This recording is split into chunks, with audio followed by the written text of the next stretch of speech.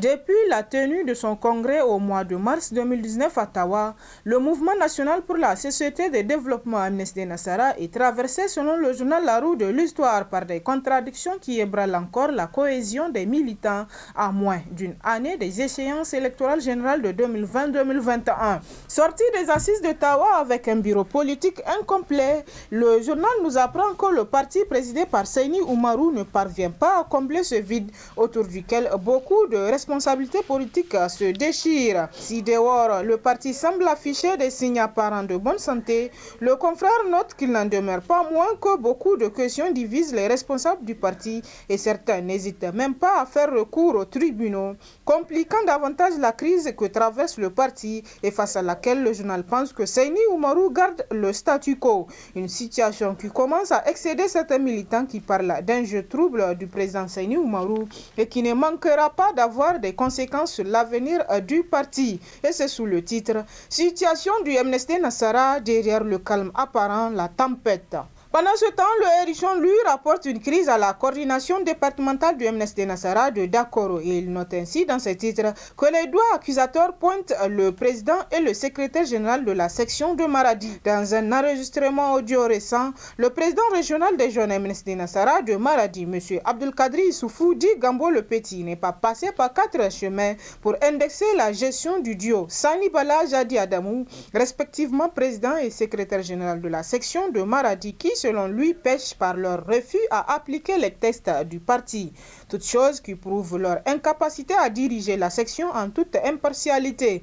Le journal ajoute que nombreux sont les militants Amnesty Nasara de Maradi qui reprochent à Abdelkadri Tidjani d'avoir profité seul de son positionnement, notamment des avantages des postes de secrétaire général national du parti et de ministre dans l'actuel gouvernement. C'est dire en termes plus clairs qu'il n'a apporté aucune plus-value à la section et à ses militants grâce auxquels il doit sa consécration. En politique, toujours, le Hérisson nous apprend dans ses colonnes que dans le manga, le lion se régale de viande de cheval ailé. Le journal estime que le moderne Faloumana ne sera plus comme avant. Son principal leader incarcéré, vraisemblablement écarté des prochaines compétitions électorales, à moins bien évidemment d'un cataclysme politique, son exécutif bicéphale avec d'un côté Oumarou Noma et de l'autre les partisans de Hama Amadou, sans perdre de vue l'apprêté de l'adversité. Voilà ce que est devenu la deuxième force politique du Niger au sortir des élections générales de 2016. Puisqu'apparemment les dieux de la politique ne veulent plus entendre parler de l'hégémonie du parti au symbole du cheval ailé sur l'échiquier national, ils lui font subir une autre épreuve, celle des défections, écrit le journal pour qui c'est le sauf-qui-peut général. Aux prochaines élections, le moderne Faloumana sera réduit selon le journal à sa plus simple expression dans le manga.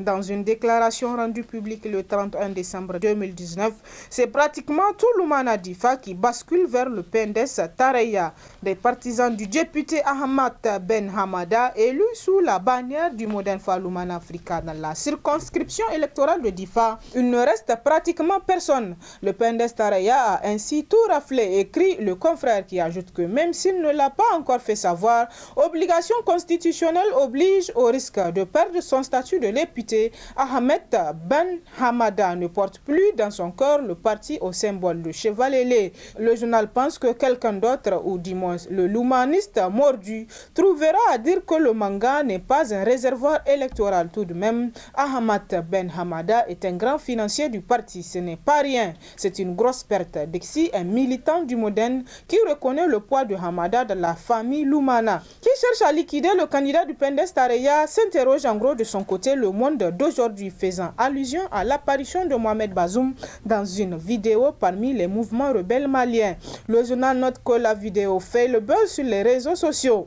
On y voit Mohamed Bazoum, l'actuel ministre de l'Intérieur du Niger, président du PNDS Tareya et candidat de ce parti à l'élection présidentielle prochaine, assis dans la salle aux côtés d'autres personnes partageant en principe les mêmes motivations et les mêmes raisons de présence. Seulement, la vidéo en question ne relate pas une réunion qui a rassemblé des Nigériens au cours d'un événement qui s'est déroulé au Niger et sur le Niger. La vidéo en question, sans doute un reportage de la télévision malienne, rapporte selon le confrère les actes d'une rencontre ayant réuni à Mopti dans le centre du Mali le général Amadou Toumani Touré, président de la transition militaire malienne à l'époque des faits, et des représentants des différents mouvements armés maliens. Mais alors, que faisait Mohamed Bazoum dans cette salle, s'interroge le confrère, qui martèle que ni Mohamed Bazoum ni même ses soutiens n'ont rien dit là-dessus jusqu'à présent. Un silence qui, pour de nombreux internautes, ne peut être que l'expression d'un aveu. Pour la mettre sur les réseaux sociaux, il a bien fallu quelqu'un ou des gens qui ont connaissance de l'événement et de la participation de Bazoum Mohamed, une éventualité qui fait dire à des observateurs que le ministre de l'Intérieur sait manifestement d'où vient la flèche. Et s'il a décidé de se taire, faisant ainsi contre mauvaise fortune bon cœur, le journal pense que c'est que non seulement il sait qu'il y a décoché cette flèche empoisonnée en ces temps qui courent, mais il a peur de réagir et de provoquer d'autres tirs encore plus meurtriers. Puis par rapport au blocage du dialogue politique, le nouveau républicain se demande en gros dans ses titres, et si la solution se trouve entre les mains du président Issoufou Mahamadou. Dans son message à la nation à l'occasion du Nouvel An, le président de la République Issoufou Mahamadou a encore appelé la classe politique nigérienne à aller vers un dialogue sincère en vue de créer des conditions pour une bonne organisation des futures élections.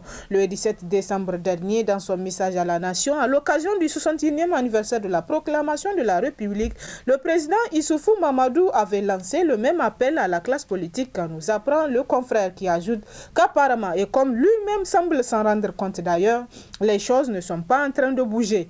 Depuis les premières rencontres avortées, le pouvoir et l'opposition n'arrivent toujours pas à surmonter leurs divergences pour se retrouver autour de la table du dialogue. Chaque camp semble camper sur ses positions. Et face à cette situation de blocage, bon nombre d'observateurs et d'analystes estiment que la solution ne se trouve nulle part qu'entre les mains du président de la République Issoufou Mahamadou lui-même. En se mettant au-dessus de la mêlée, il peut, selon le journal, créer les conditions pour que les partis au pouvoir et ceux de l'opposition s'entendent sur le cadre devant conduire le dialogue et même sur beaucoup de points qui seront débattus lors des discussions. Et puis du panafricanisme au founafricanisme, Kémi Séba pète les plombs, s'exclame en gros le hérisson dans sa parution.